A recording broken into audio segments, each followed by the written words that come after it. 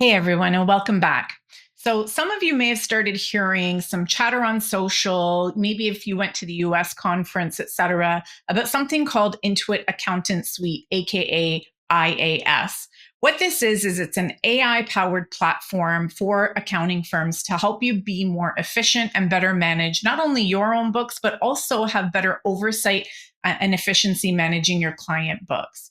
Now, I've added a couple of articles in our kind of description of today's session to help you understand exactly what that is. But I wanted to talk about how you can actually access ProTax on this new platform.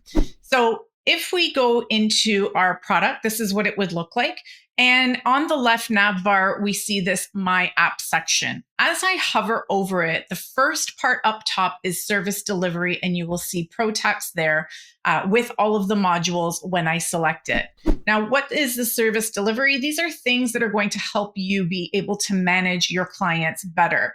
And so nothing has changed as far as the ProTax functionality. This is now where you will be able to access it with the new platform. IAS is going to eventually replace QuickBooks Online Accountant. So we want to make this transition a lot easier and smoother for you. Hopefully this has helped. And if so, please like, comment, share, and be on top of any other updates that we have coming for you.